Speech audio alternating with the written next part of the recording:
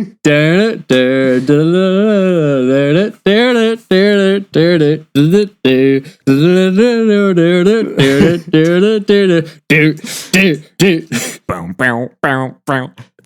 my God. That's the only one that matters.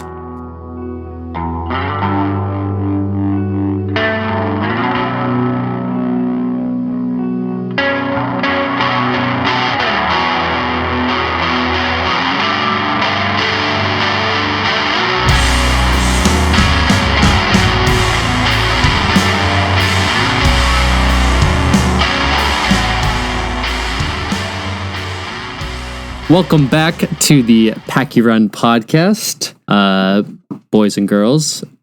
This is episode 17, right? Number 17. Yes, 17. So hope you're enjoying all 17 previous episodes, 16 previous episodes. I am your host, Dan Mayotte. And I am your host, AJ Lagambina. And the people do seem to be enjoying them. We're getting consistent numbers. People are tuning in. We thank all of you guys for tuning in. There's a lot of content that's being kind of shot out right now in the wake of COVID and everything else. And the fact that you kind people feel so inclined to bring us into your homes and cars and dishwashing routines and whenever else you're listening to podcasts. Dishwashing routines. Who's listening to this while they're washing the dishes? I want to know that. Dude, I listen to podcasts when I wash dishes. I mean, I don't.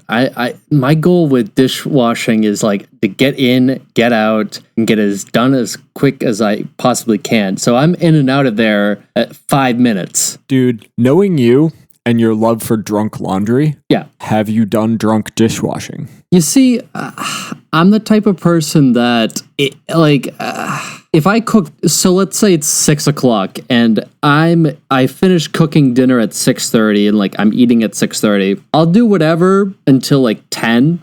But 10 o'clock or whatever, I'm washing the dishes and I'm doing it as fast as I can. And I'm usually not drunk on a weekday. Well, good for you. Stronger than some people. I mean, yeah, especially with the beer virus and everything. It is the beer virus. You got to drink beer, which I think brings us into this week's beer. They're not really recommendations. It's basically just telling everybody what we're doing. So, dude, 2 in a row. It's a first for the Packy Run pod. What? Oh, we're trying we cracked our beers in sync. That was good. Yeah. We're not drinking the same thing, though. Definitely not. I'll start off because you said that yours this week was special. Mine is very special. Mine is definitively not. I am drinking Pabst Blue Ribbon, established in Milwaukee in 1844. Pabst Blue Ribbon is commonly known as the beer of hipsters and punk rockers everywhere, and it tastes like corn water, but I love it. Kind of similar. PBR and Narragansett are essentially the same beer. They're a little bit different, but they're basically the same thing. And you're not really drinking it for flavor or for any kind of credibility. It's just beer. Yeah. It's what you think of when you think of beer, unless when you think of beer, you think of Bud Heavies, in which case you get a life. I can't drink Bud Heavies, PBR, and there's a few other cheap beers that I can drink and actually stand. I will say this: it is not my tall boy of choice. If I'm going to a liquor store and I'm trying to get a tall boy for to end off my night, PBR is not my tall boy of choice. That begs the question: what is your tall boy of choice? Coors Banquet. Oh, I knew that about you. I didn't know that you would go for the tall boys of those. I thought the entire point of drinking Coors Banquet was getting the little stubbies. I mean, I like those ones, but Coors Banquet, for whatever reason, I enjoy. It's kind of Coors Banquet and Miller High Life, the champagne of beers. Please sponsor us. Yeah. Both of those, they benefit from being in the stubby glass bottles, the same way that Coke, Pepsi, Mountain Dew, any soda, any of those out of glass bottles, automatically better. But I can't drink Coors Light. Like Coors Light is Christ, no. Coors Light is disgusting. Coors Banquet, that is it might be the best cheap beer out there. Most light beers just kill me. I can't do them. It's like The only one I can do and deal with is like what is it? Like Miller Lite, like a fine pilsner. a fine pilsner. Like Yeah, man. I will admit I have consumed Miller Lights before, willingly, but man, you can't get me to drink a light beer unless it is the literal only thing that I have access to. I mean, actually, I can't do it. that's like the best commercial one. If I'm going to drink a light beer, it would be the Rec League by Harpoon. Oh, is Rec League light beer? It technically is, but like it doesn't taste any different than like their regular beer. It still tastes good. I would at some point like to try the Sam Adams, like the Sam Light or Boston Lager Light or whatever the hell they call it. It's one of the only Sam Adams, well, not one of the only. They've had a shit ton of beers since even before you and I were walking the earth. Yeah. But yeah, the Sam Light I'd be interested in, but I don't have high hopes. Yeah, I've yet to try that one either, but I'm sure it's good. Like Sam Adams seems to brew they always have something good brewing. Yeah, but so what have you been up to? Last time we recorded, you were in Brooklyn starting to pack stuff up, preparing for a move up north. I'll get to that, but before I get into that, the beer that I am drinking this episode forgot about that. is Dubious by Bad Sons, which, for those ladies and gentlemen, we used to live in this small town called Derby, Connecticut. And in Derby... Smallest town in Connecticut. Yes, that is a true fact. So, in the smallest town in Derby, Connecticut, there's a brewery called Bad Sons Brewery. And if you see it anywhere, definitely check them out. Definitely, if you're ever in Derby, Connecticut, first off, go to the brewery. A flight is fantastic. We went there one time and they have some of the best beer, honestly. I think everybody that was living in our house went. I think it was all 5 of us. I think so. I think so we lived in what was originally a 1-family house. It was probably originally like 2 beds, 1 bath. Right. Right on I forget what the name of the river was. Naugatuck? Oh man. Yeah, the Naugatuck River maybe. Yeah. We lived right on the river in this house that had been converted into a 5-bedroom, 2-bath, which was insane. But it was me, Dan, our friend Josh, our friend Justin, and our friend Vicky. Yep. And shout out to them. Shout out to them. As shitty as that house was, the people that were living there made it all worthwhile. I think it was less than $500 per person, and that covered everything for a fully furnished home except for internet, which was insane. I mean, internet's like $20 a month.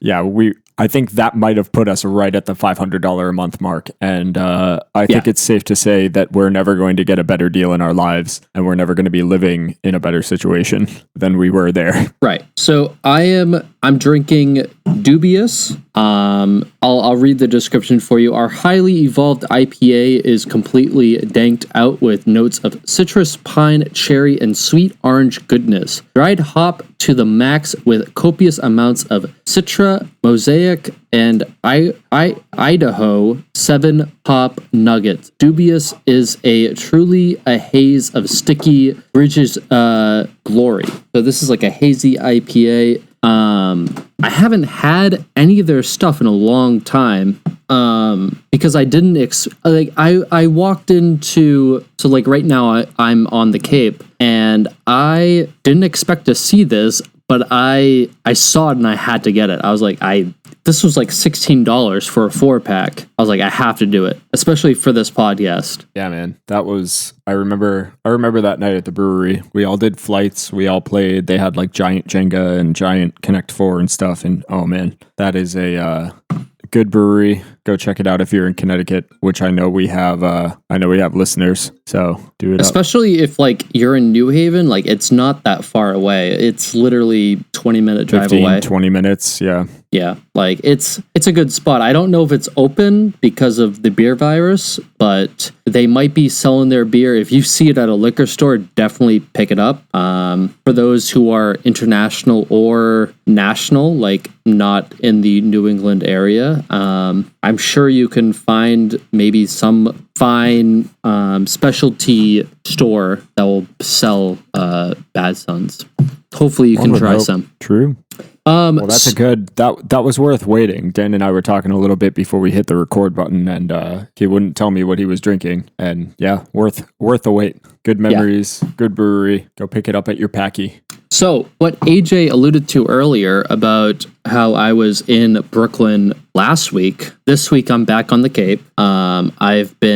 Last week I was packing stuff to move back to Boston, or to move to Boston. I've never lived in Boston personally, but I'm living in Boston as of late this year and next year as well. So hopefully hopefully it will all work out. But this week I am moving some stuff up to Boston, so I will be in Boston tomorrow. I'm excited, dude. Yeah, I'm excited for that move. I think it'll be fun for you. I mean, it doesn't, like I've said to a lot of people, New York, first off, like if you're thinking of moving to New York, just do it. I mean, I would suggest to anyone who is like thinking about moving to New York, please do it. But like right now, for me personally, it doesn't make sense. Where I am in my life. What? That's real. Right now, with everything else going on, that's like ground zero for this disease. Yeah. Not your best idea. Like, I think New York City is such an amazing city, but half the time it's so overpriced. It's so over glamorified. Like, there's a lot of bad things about New York as well, as much as there are good things. And even like, I was like realizing that as I was like in the city. But last week I had a lot of fun being in New York for the first time in like a couple months. Yeah. Riding your bike around, right? It's a good way to, especially with the kind of exodus from the island and everything. I mean, I love riding my bike anyways. Like even before this virus, my favorite thing to do was, for those people at home who don't know, I do have a radio show with Radio Free Brooklyn. Shout out to them. Brooklyn Bandstand every Friday from 4 to 5. Fridays one of my favorite at 4 things. Eastern Standard Time. Yes, exactly. But my favorite thing to do every single week was to do my radio show and take my bike from Greenpoint, which, I mean, it's like a 15-minute bike ride. It's about like 3 miles one way, 3.5. Like it's 6 miles altogether. But my favorite thing was to take my bike and to ride to my radio show and to, like, do my radio show and ride back every Friday. That was like my routine, and I love that so much. And I did that for the first time in 6 months. It just felt like life was normal for once. True. Which that was so cool to see, but like now I'm not. Ever since, obviously it's online radio. Like I have been, well, it's not obvious, but it's been online radio, and I have done like a pre-recorded show, and it's hard to stay motivated with this whole coronavirus. Oh, for sure. Especially like there's such a big difference being home and then being in like a actual radio station. You have like all the good equipment. You have like the mics. You have the soundboard that you can control your thing. You can control your sound and everything. I couldn't do that at home. I was working with the best that I could get, unfortunately. It was nice to feel normal a little bit back in Brooklyn. Yeah, I bet. It's been a lot just trying to find some semblance of like normalcy throughout all of this. Right. Speaking of some semblance of normalcy, national sports have been back. Yes. Let's have you lead with that, because you have been, I mean, I've been watching the Red Sox at least, and we talked about them last week and how they've disappointed us, but you have been watching the Bruins play, and you kind of alluded to it right now we're recording on a Wednesday night, and you kind of alluded to it tonight, but let's hear your takes on the Bruins. We're getting slapped around, dude. We're getting absolutely spanked. Earlier today, was watching them play against the Tampa Bay team, and we watched them against Philadelphia a couple of days before that. And as much as I hate to say it, you were right. The whole thing with the playoffs is going into them with momentum, and the Bruins appear to have lost all of theirs. The game against the Flyers, the first game, Tuukka Rask was out for reasons that I don't think were ever very clearly explained. So we were playing with our backup goalie. I didn't see any reasons. Like, did we ever find out why he was not playing that night? They said that he wasn't feeling well. So I think they just kind of kept him off the ice in an attempt to keep him kind of quarantined if he did end up having some sort of issue. Right. But Halak, our backup goalie, I think it was the second or third goal that Philadelphia got. He literally watched it just fly over his left shoulder. Like, no movement, no anything. The puck just went straight by him, and he just turned his head and watched it go. My man, Brad Marchand, has looked sleepy, I think is the most generous term I can use. I will say this, I didn't watch the game on at least, what was it, Saturday that they played?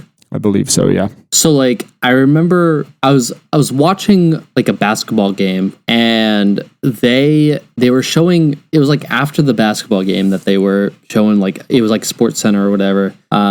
Which, shout out to them. They've actually been better. Sports Center has been actually great recently. They showed a highlight of it was 8 seconds between one Bruin scoring and then the Flyers scoring right afterwards. I was like, that's terrible. Yep, we've allowed the other team to draw first blood both times. Earlier today, we were down 2-0 before we managed to sneak one in. And I guess, it's not for lack of trying. I think in both games, we had more shots on goal than the other team, but the other teams were just able to connect in ways that we weren't. And yeah, it's been a bummer watching both of these games with the team that was, primed and ready to take another run at the cup. And now they're doing this round robin for, to figure out the seeding for the actual playoffs, and it's not looking good for the boys in black and blue. Here's my thing. Black and blue, black and gold. I'm an idiot. Especially with hockey, for whatever reason, it's always about momentum with hockey. Especially, that's the thing with any sport. We can look at any team going on a big run, and they won because of their momentum. Look at there was the Kings, who was the 8th seed, for example. Back earlier last decade, I don't know what year, but they were the 8th seed, and they ended up winning the cup based on their momentum. Look at the year that the Eagles won their Super Bowl against the Patriots. They were not doing particularly well going into the playoffs, and they just came out of nowhere, made it all the way to the Super Bowl, and then, earned to that title. Yeah. Look at the 2004 Red Sox. They got on that, they beat the Yankees, and then they ended up sweeping the Cardinals. Once you're in that rhythm. Same thing with the 2007 Red Sox when they were down 3-1 against the Indians. Sports is all about momentum. If the Bruins were on a good momentum in March, they need to get back to that if they want to get to winning the cup. If they don't keep up with this, they're not going to win it. They're going to be knocked out in the first round. Look at the Lightning last year. The Lightning had the best they had the best record. They got knocked out in the first round. Why? They lost that momentum. They did. I will say today's game though, I saw more, there were no actual traditional hockey fights. You don't get that from the NHL anymore. Oh no, you don't. But there were a lot of scuffles between Tampa Bay and Boston. and I really enjoyed that. It reminded me a lot of going to see the Providence Bruins, because minor league hockey, they still throw down a little bit. So it was really kind of nice to see, it was crazy. Like every 5 or 6 plays, somebody would get up in somebody's grill. I loved minor league hockey when it was in Lowell. We had the Lowell Lock Monsters, which sick name and sick mascot. If I ever find a Lowell Lock Monsters like jersey, hat, t-shirt, whatever, I am buying that shit like on site. That's real. And then we had the Lowell Devils, which I have some merch from. I actually still have a hockey jersey that is signed by all the members of that team. I don't think any of them made it to the NHL, but still kind of cool. For sure. But I mean, that's a good sign that at least they were fighting for the game. At least it seemed like, at least in the highlights that I saw from the Flyers, they kind of just gave up at one point. Well, yeah, they were in a 2-point hole for most of that game, and it was, I mean, like I said, statistically speaking, I think in both games we've had more shots on goal, but I remember seeing that. Yeah, they were. You can literally watch them like hesitating every time they're in the zone. It's like, somebody, for the love of God, just put the puck towards the net.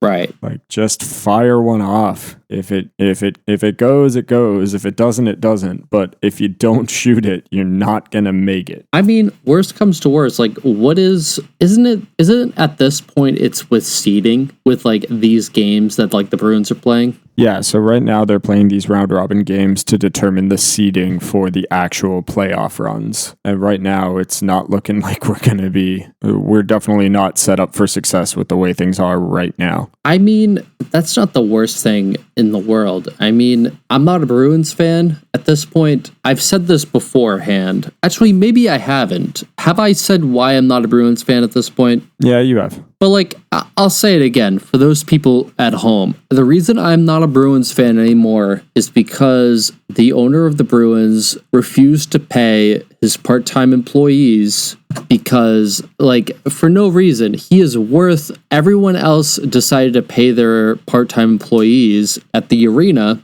except for the Bruins owner.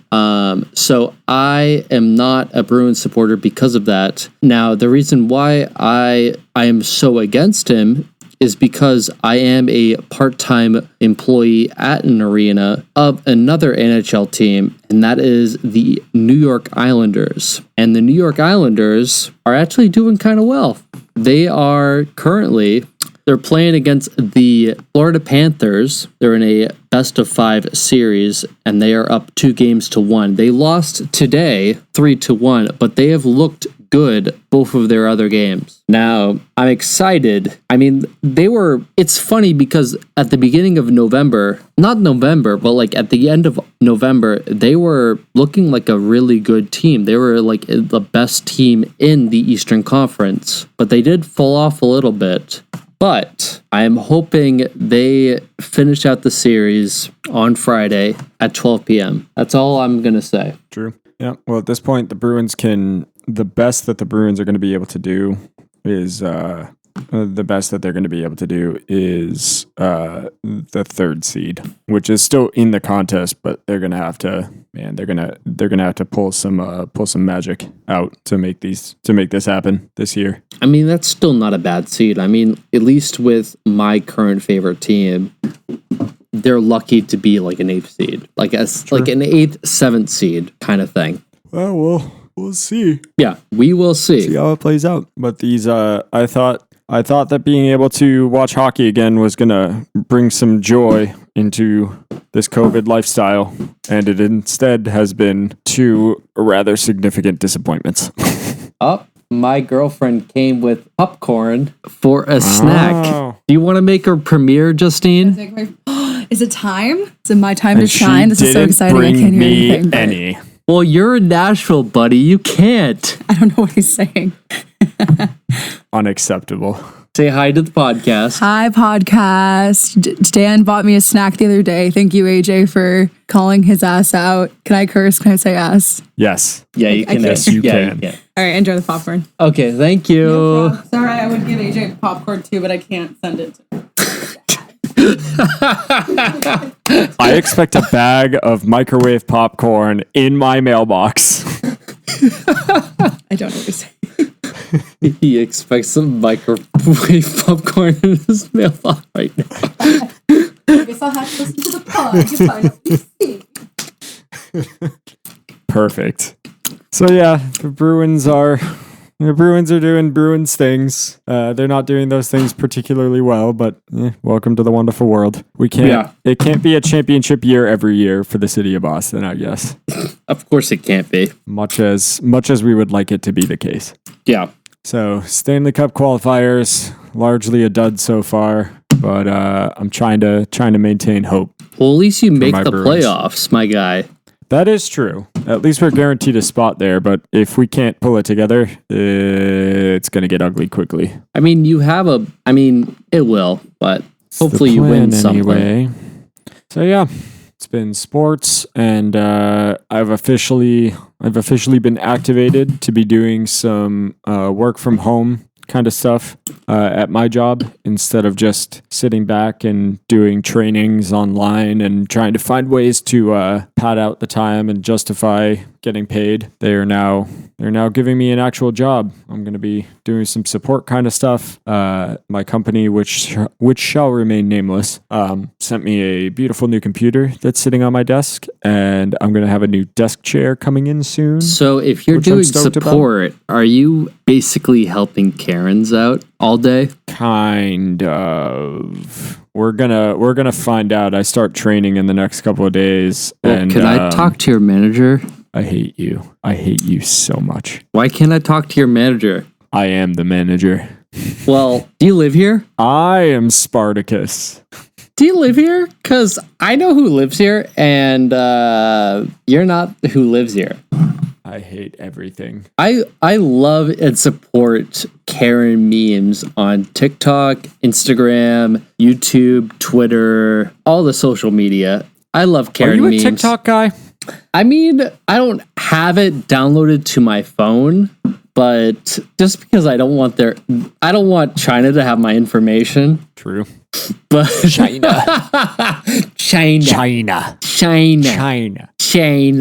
I can't believe most people don't understand about China. You know what? You know what's fucking stupid? Like, Donald Trump is the only reason why he wants to ban TikTok. And he hasn't outrightly said it, but the reason why he wants to ban TikTok is because he's mad 12-year-olds, Gen Zers pwned him and said they were coming to his fucking rally in Tulsa, Oklahoma, and no one showed up to it.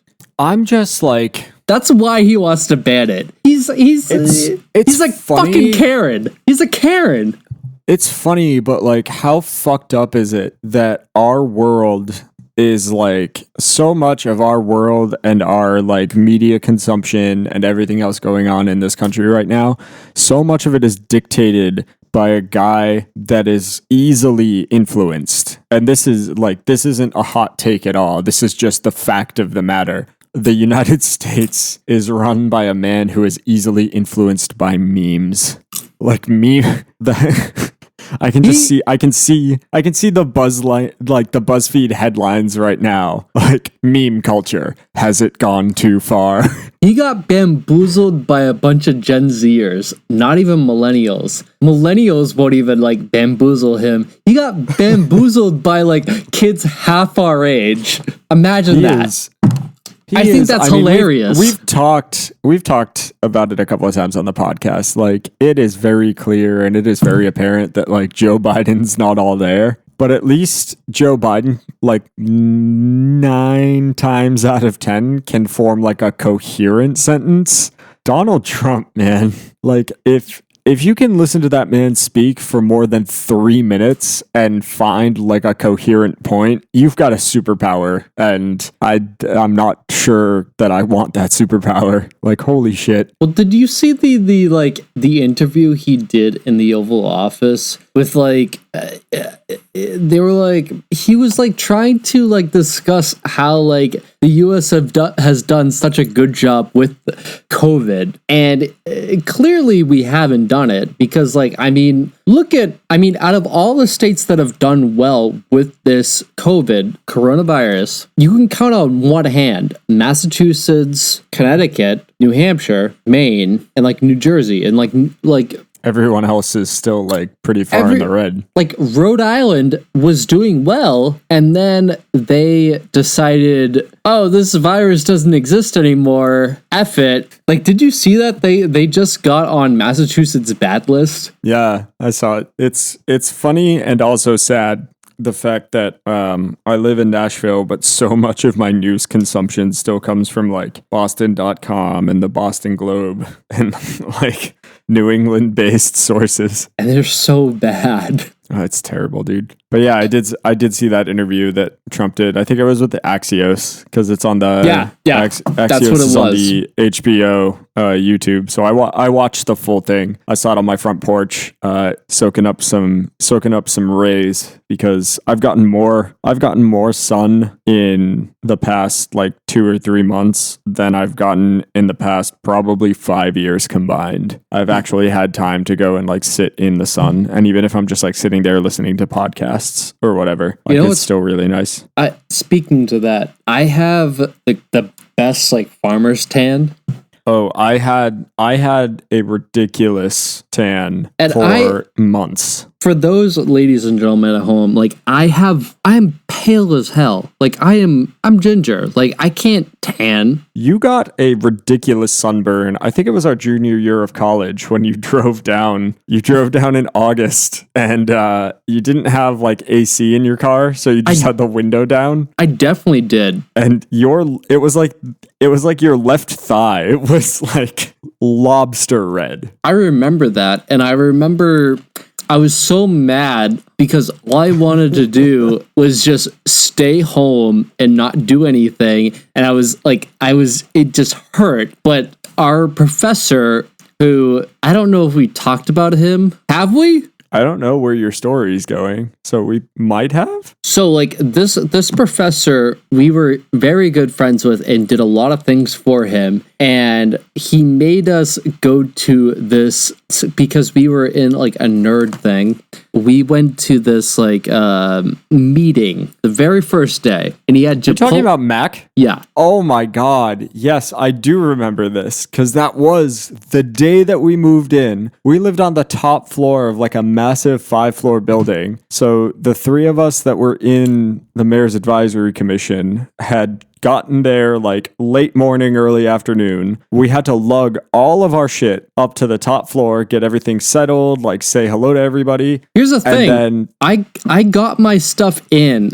I literally dropped my stuff, and then they were like, you and Josh were like, okay, time to meet up with Mac. I'm like, oh, God damn it! I just want to chill. I remember how completely and totally miserable that was, because it's funny looking back on it, because you would think like, oh, you just got back down to Connecticut, you can hang out with your friends, like you just spent the entire summer working or whatever, so it was like a nice change of pace. And then that day we were asked to go drive like way down to wherever. I think it was in like Orange or something. So we had to drive for like 20-25 minutes to get to a beach where we were all gonna hang out on the beach and talk about like the upcoming year or whatever. We didn't do that at all. Some people were playing like volleyball and stuff. We were all kind of just like hanging out on the beach or whatever, but we couldn't leave. And then we got Chipotle like catered for the event. So we were all sitting under like a cabana kind of deal, like a little pergola, whatever. And we were all sitting there eating burritos. And we finally started talking a little bit about like what expectations were and whatever. And that talk lasted like 20 minutes, half an hour. We were there for like 4 or 5 hours. I was big mad. Like I agree. I remember being big mad. I just wanted to go home, especially because wasn't there like a gig or something that night? I think something was going on at like the Galaxy or on the Fritz House or something that we all wanted to go to as well. So we were all like, we're tired. Crunch House. Oh, it might have been Crunch House. Crunch House sounds more likely. Yeah, for a first night back at the beginning of a semester, maybe. But in any case, we were all like, we were tired, we were mad, we had just lugged all of our shit. We were like, we hadn't even had time to settle in before we had to go do this thing. And the entire thing was like, man, I want to go see my friends, get my room set up, like get the common area set up and everything else. And then I want to like shower, change, get ready, like go out and have a good time and watch some music and whatever. And like, thank you to Chris Haynes. We didn't get to do any of that night. Well, I think we did still end up going to the gig, but it took forever. So. And I think we called it a night pretty early because all of us were just like, nah, we were like over it. This has been too long because we were just like mad about the whole thing. What a time to be alive. Mm-hmm. Remember live music? Yeah. Remember basement shows? I feel like those things aren't going to come back in like 3 years. Dude, I'm like, that's been hitting me really hard this week. I'm not sure if you've been looking at my Instagram and stuff, but I've spent a lot of time on YouTube just looking up like live sets from bands from forever ago and whatever. But I haven't done that yet. Like, I'm not. I found so many of them that I was at. Really? Like what? I remember you going through like Vanna and like a bunch of other ones. Yeah, there was one show that I went to.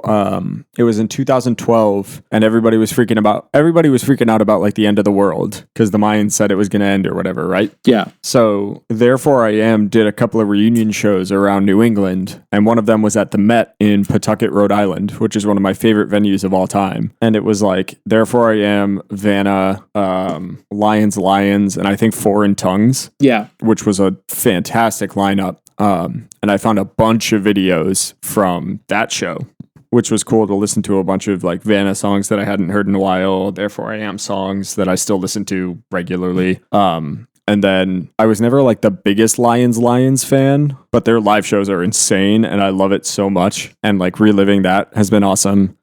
Hate 5-6 has some videos of like Balancing Composure and All Get Out and like a bunch of other gigs that I've been to, which is really cool. There's a couple of those videos up and around where you can see me like stage diving, which is fun. Reliving a bunch of that stuff on YouTube has been a nice little pastime, but it's also such a bummer because I want to go to a gig. Like I want to go see live music again. I haven't gone through those moments. I mean, there are a bunch of them that I can definitely go through. Well, yeah, just, I don't know, man. Like, I also haven't seen any live stream of bands on like Instagram, Twitch, YouTube, or whatever. Like, I just, it's not the same to me. It's not the same. It's such a completely different beast. And it's also not something that like, so take for example, the big one, it was all over the internet and everything. And I was kind of interested. The band Under Oath did like an observatory series where they basically did full album run throughs of 3 of their albums. And the only reason that really came onto my radar is I really only like one of their albums. It's called Lost in the Sound of Separation. And I saw that they were finally pressing that album to vinyl again to celebrate the fact that they were doing these live streams. So right. I kind of thought about picking that up, but basically the way that they did it was you had to pay them $15 to get access to the live stream and to be able to re-watch whatever shows you paid for, which is a really cool idea for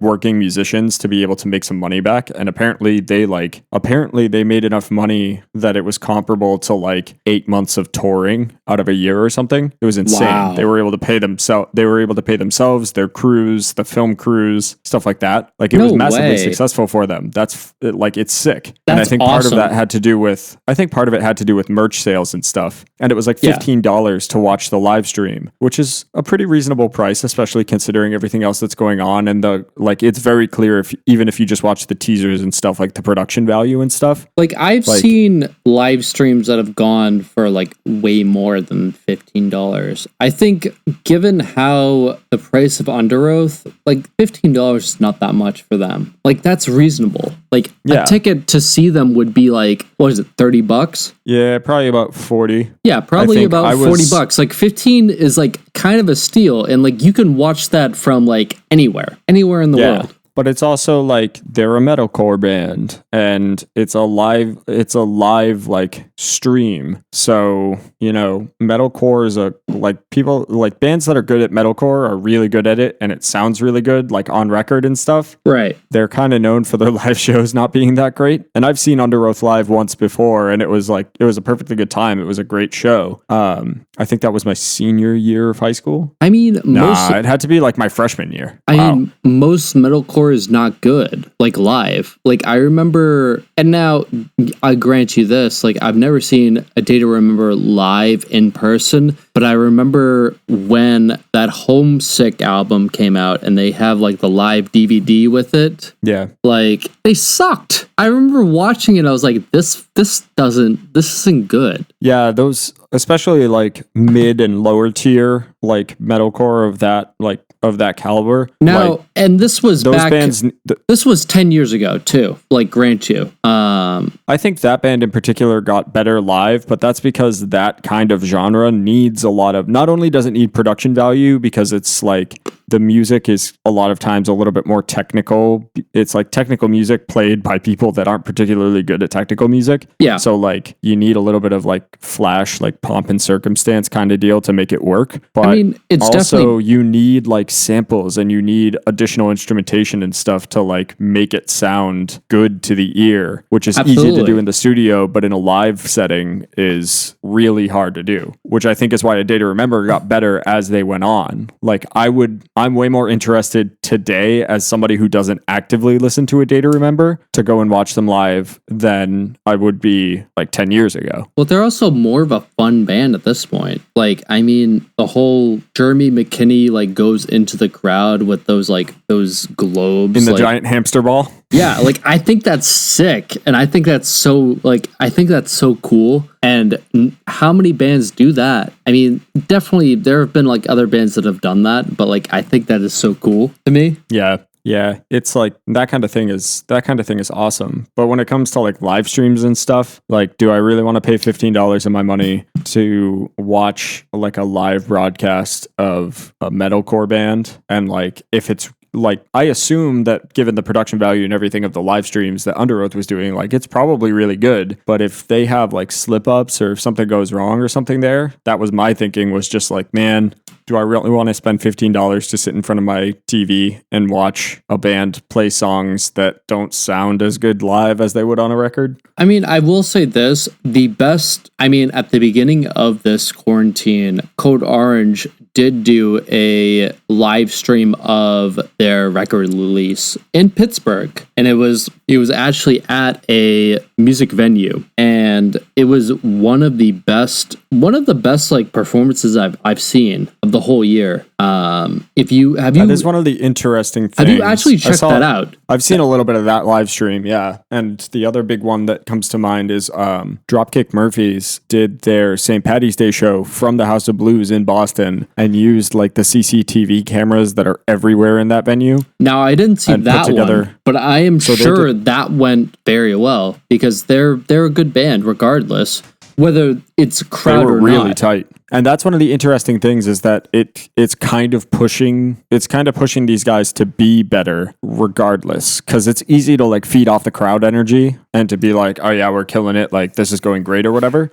But to be able to do that with nobody there, the fact that there's nobody there almost convinces you to do a better job and to make it a little bit more of a spectacle. You get what I'm saying? Yeah, like I would agree with that. Like, I mean, it's the same thing with sports, right? Like when a team, like let's say like it's like a basketball game and there's 30 seconds left and a team is down by 2 points and they're trying to hit 2 crucial free throws. Usually and like let's say they're the away team as well.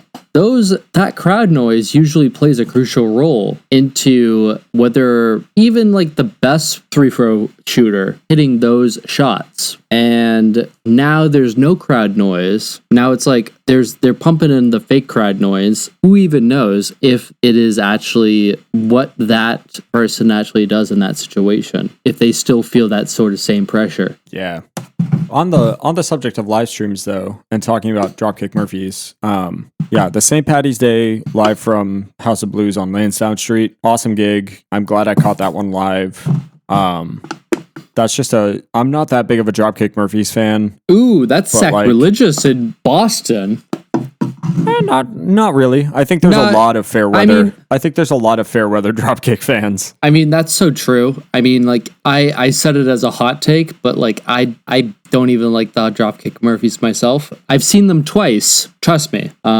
They are a fun band to see live. If you're in Boston during St. Patrick's Day, see them live. Yeah, Dropkick Murphys, Flogging Molly, Lansdowne Street. They usually they kill it. I mean, like, it's kind of like during the holidays, the Mighty Mighty Bosstones do Hometown Throwdown. Yeah. And like, I haven't seen that. Of a ska guy. I went to, I've done 3 nights in a row of Mighty Mighty Bosstones at House of Blues. And I was sick as a dog a few years ago when I did those 3 nights. And I gotta say, Hometown Throwdown and Dropkick on St. Patty's Day, like House of Blues Boston, great venue. They're all really tight, like really good bands, but it's about the spectacle. Yeah. And it's about like that place and that time or whatever. But Dropkick, the point that I was making earlier though, is like Dropkick's they're a perfectly fine band. The songs that they have that are really good are really fucking good. Yeah. But the rest of their catalog is very hit or miss. But they did a second live stream, and they did a really cool one for the second one that they did a couple of months ago. They played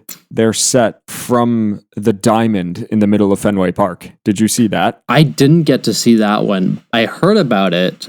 I was the drums were set up on top of second base. That's with like the guitars and the bass and everything spread out across the dirt, and they were like running around they were streaming from the infield at Fenway Park. Oh my God. I don't give a... I do not care what your opinions are of the Dropkick Murphys. I don't care what you think about like live streams or whatever else. I watched every second of that one. They had a feature. Bruce Springsteen came in. I remember. I heard about that. Yeah, he did like a little live stream thing as well. And they like, if you were watching from home, you like saw his direct stream. You just saw him like it was a video or whatever. But they actually had him streaming directly onto the board in the back of the field, onto the Jumbotron. I mean, let's put it to perspective. How much the Dropkick Murphys mean to the Red Sox. They have a mascot, the Red Sox do, after one of the Dropkick Murphys songs. Yeah. Like, Dropkick Murphys are synonymous with Boston at this point. Like, I mean, it's like there are 3 like definitive, I would say there are 3, almost 4 definitive Boston sports anthems, and 2 of them are by the Dropkick Murphys. It's Dirty Water by the Standells. Yep. Tessie by the Dropkick Murphys, because of the 2004 World Series. That song was just everywhere, and they have like a special Fenway edition of that song. Yep. And then the one that everybody across the country knows, which is Shipping Up to Boston. Wait, what's the 4th one? The 4th one doesn't really count, but because of a couple more than a few moments at Gillette Stadium, it's Living on a Prayer by Bon Jovi. Do you remember like 4 or 5 years ago the game? So the same game where everybody at Gillette Stadium started chanting, "Where is Roger?" No. I'm sorry. You're wrong. You're wrong. You're wrong. You're wrong. You're wrong. You're wrong. You want to know why you're wrong? Because you're missing one very important song. And that is? It's by Mr. Neil Diamond. You want to know what it is? Oh, well, okay. You want to know what it is? You want to know what it is? You want to know what it is? Come on, AJ. Come on. Come on. Sweet Caroline. Ba, ba, ba. Come on. I'm revoking your Boston card from you right now. You're not from Boston anymore. Goodbye. Come on. I mean, okay. Your point is well made. So there are definitively like 4 Boston anthems, yes. Yeah. Living on a Prayer. No. I'll tell you why I didn't count Sweet Caroline, though. Why? Because because it's been co-opted by so many other like teams in so many other areas. Like so many people and so many sports teams and stuff play that song now. Who did it first? It's true. Who did it first? We did it first. I don't know if we did it first, but it feels like we did it first. So well, it was definitely. I mean, it is definitely. It's still definitely a thing that, you know, you kind of give, especially living down here in Nashville and hanging out at like a karaoke bar or something. When people start singing along and stuff, you do kind of look around and you're like, this isn't your song. Stop. It is your song, though. Just how, like, that's my jersey because I wore it once. This jersey? For those ladies and gentlemen at home, AJ is currently wearing a Bruins jersey. So I guess it's mine now because he's wearing it. We're not getting into it. Just like we're not going to get into the beanie that you stole from me. I mean, we're not going to get into that. But yeah, I would say that, okay, so there's definitively 4 Boston sports anthems. Wow, we went off the rails on this one. Again. So point well made. Point well made. There's 4. I would say the optional 5th one is Living on a Prayer by Bon Jovi because of that game at Gillette. Wrong. Dude, that night when everybody was chanting, "Where is Roger?" Because Roger Goodell was just, he left the stadium during the playoffs. You can keep saying wrong. I'm just going to keep talking. Wrong. And then... Wrong. And then TJ, who is the DJ at Gillette Stadium, TD Garden, and Fenway Park. TJ played Living on a Prayer as he does at many, many Patriots home games. And he stopped playing the song because play had resumed. And the entire stadium just kept singing. I mean, it's a good stadium anthem. It's one of the best stadium anthems, but come on. In terms of... Well, and I guess counting it as a Boston anthem also opens up a can of worms because then you get into Thunderstruck by AC/DC, which they play every time the Patriots get a first down. Like, which, I mean, like, I wouldn't count that as a Boston sports anthem, though. Like, when I think of, like, Boston sports anthems, I think of Shipping Off to Boston. I think of Tessie, both by the Dropkick Murphys. I think of Neil Diamond. Dirty Water. Yeah, I think of Dirty Water, and I also think of like Boston the band also, but like they don't have any good anthems either. Same thing with Aerosmith. I think like this is my hot. You hear Walk This Way a lot, but this is my hot take of the week at least. Go into your hot take chamber.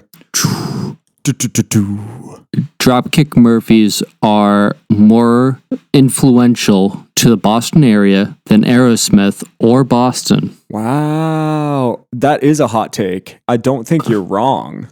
That's now Aerosmith is more influential nationally and internationally, but as far as to the Boston area, no.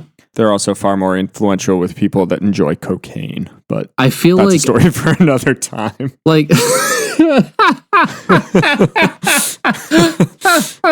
God bless Joe Perry and Steven Tyler. How are they both still alive? I don't know what it is about like musicians from basically like the 60s and 70s mainly, but like yeah, I would agree with you though. I think Dropkick is more influential to the like Boston sports as a whole than like Aerosmith or Boston. I mean, at least they have more sports anthems than Aerosmith or Boston at least. Well, I mean, Aerosmith has played Fenway before, I believe, but Dropkick was the first band to ever play from within the diamond. I mean, that's so crazy. I remember. Have you ever seen the what was it? The music video for Tessie? Yeah. Like they played at Fenway before anyone else. Yeah, dude. They also song features heavily in the motion picture Fever Pitch, which I watched a couple months ago, and it's movie as a whole not that great, but it has to do with the Red Sox, and there's a fair amount of Dropkick Murphys love in there, so it's good nostalgia. True. And my cousin Mike is in the credits of that film, which is sick. There was that song has so much nostalgia for me, particularly because like I remember there was a game on the PS2 called MLB Baseball 2005. Manny Ramirez on the cover of it. It was my favorite game growing up because Manny Ramirez was my favorite player. He is always going to be my favorite Red Sox player, whether he took steroids or not. And that was part of the soundtrack for that game. And I love that game. If I could ever find a copy of that game again, I would. Like, I would play the shit out of that. I think that's a unique thing for kids, like especially our age and maybe a little bit older, is like some of your favorite music you found because it was in some of your favorite video games. Like anybody who used to play Tony Hawk's Pro Skater, yep, the Burnout games, a lot of like the MLB and Madden and NBA games and stuff, like they had insane soundtracks, and so many people got into so many different genres of music and so many bands because of those. And I don't think that happens very often now. And it was only a big thing when game systems were able to like play back those files, because with the original PlayStation, the N64, older consoles, and like PC games, that was never a thing. So there was just like that quick moment where every label and every artist had features on those video games, and it became so influential for people like born in the 90s and growing up in like the late 90s, early 2000s when that moment happened. And I think that's kind of lost on a lot of people now. I remember that, and there was actually, I remember watching a YouTuber. He actually goes by the name of Punk MDA. That's his name. Punk Rock MBA? Yeah. Phil McKenty. Phil McKenty. Do you actually? I remember I told you about him like a long time ago. Did you actually watch him? Yeah, you turned me on to him. I'm subscribed. Sick. He actually talked about that kind of thing. So if you ever run across his page, definitely check that out. Good vid. I definitely checked it out. Have you ever noticed that he talks like Billy Mays? He kind of does. He yells at the camera. It's crazy. I mean, everyone does. Not like yelling like aggressively. He just, hi, I'm Phil McKenty, and this is the Punk Rock MBA. Hi, I'm Phil McKenty. And here's I'm here to sell you the ShamWow. But anyway. But he did. I had to. I mean, you had to. I mean, he did a very interesting video about it, and I remember getting Tony Hawk Pro Skater 2, and that was like one of the first two games I got for PlayStation 2. And God, there were some like I can't even find, if I could find the list of artists on it. All I know is it had at least Rage Against the Machine and Public Enemy. Bangers.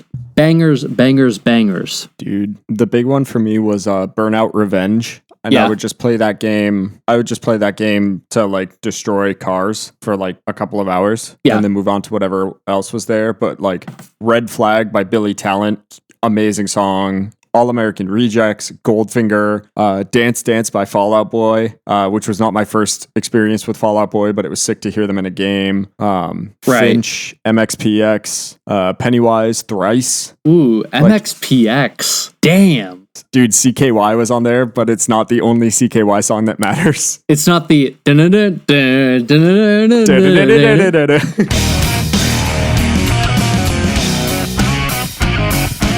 Do you remember, so I'm sure you do remember, The World is a Beautiful Place and I Am No Longer Afraid to Die. Great band from Connecticut. We've talked about them before. Absolutely. They always used to do April Fool's Day, like merch. Right. And one year they did a tape. And in the tape that they released for April Fool's Day one year was 3:33, like 3 minutes and 33 seconds. Yeah. And they said it was a John Cage cover. Okay. And for anybody who's familiar with 3 minutes and 33 seconds by John Cage, it's 3 minutes and 33 seconds and it was performed live. And it was literally just whatever sounds happened in the room.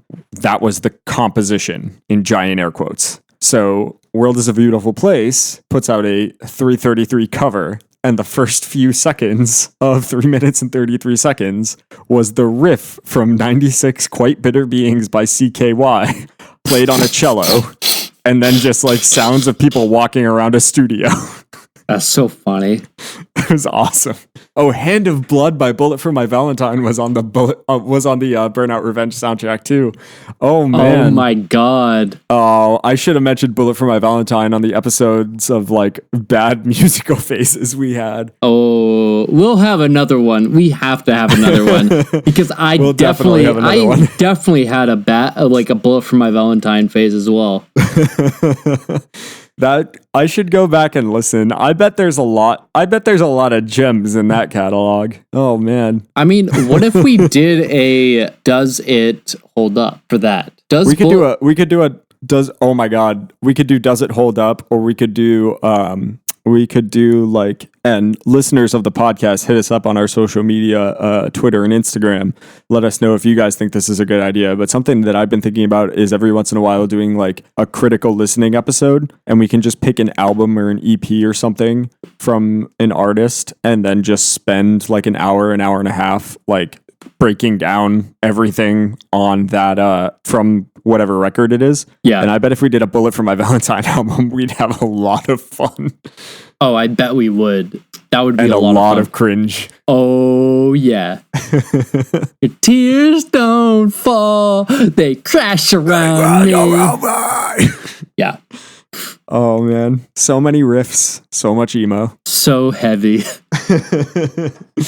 But yeah, that's I think that's really all I've got for this week. We've talked sports. We've done a little bit of a nostalgia tour for live music and what's going on in the streaming landscape and stuff. I'm good to start editing this bad boy. Do you have anything else to add? Let's get into our recommendations for the week. I guess my first one, support your local card shops.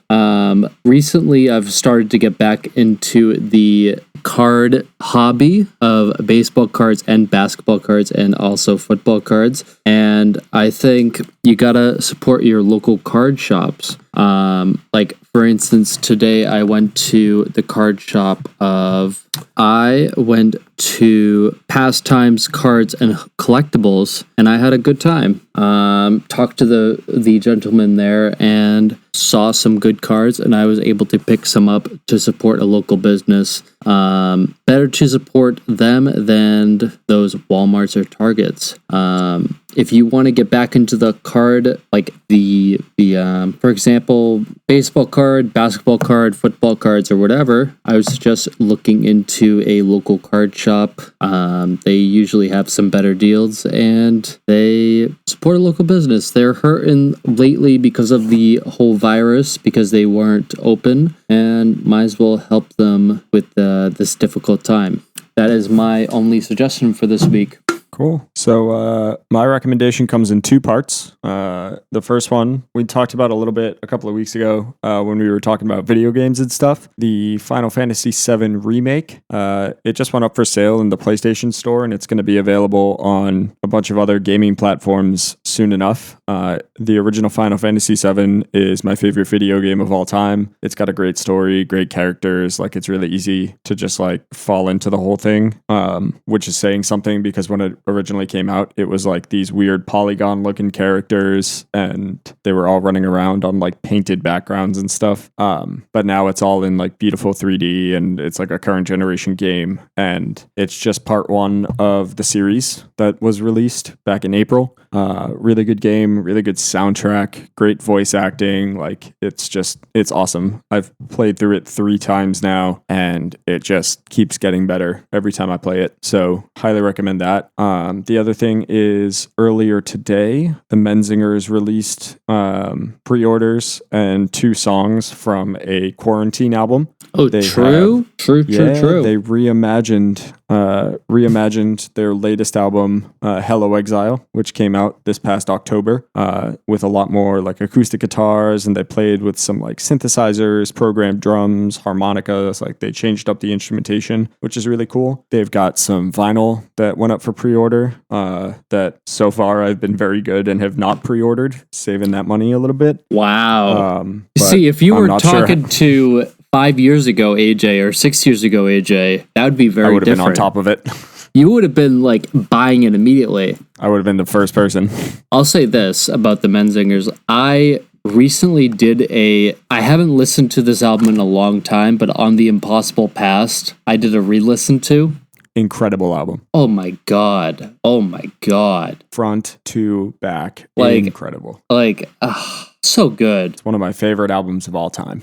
I think it's one of the best modern punk albums in the last 20 it's one of the best punk records of the last 20 years. Yeah, it's so good. And that's not even a hot take. I think that is the right take to make. Undeniably. I mean, they're incredible songwriters, and that album in particular is just so good. The latest album, Hello Exile, is also, I wouldn't say it's quite on par with On the Impossible Past, but it's still a really good album, and I'm excited to hear what they did with like rearrangements and stuff. So I listened to the 2 pre-order tracks already. They're up on Apple Music and Spotify and everywhere else, so check those out. And yeah, they released vinyl, a new t-shirt. I think they released masks too, so welcome to 2020. I mean, that makes sense. Might as well cash in on this sudden like coronavirus. Yeah, make that money where you can. Keep getting them checks. Yeah, I mean, I can't blame them. So yeah, those are my recommendations for the week. Got anything else to add? Just follow us on our social media. We're at on Instagram and Twitter, Packy Run Pod on both, and we will talk to you next week. Rate us and review us on iTunes, and we'll keep doing what you people seem to like. But we appreciate you all listening, and we'll be back next week. Don't know what we have planned, but we'll figure it out. I'm sure there will be hot takes involved. Yeah, I mean, we always got hot takes. All right, man. We'll catch you next week. Bye-bye. Bye-bye. I didn't stop recording.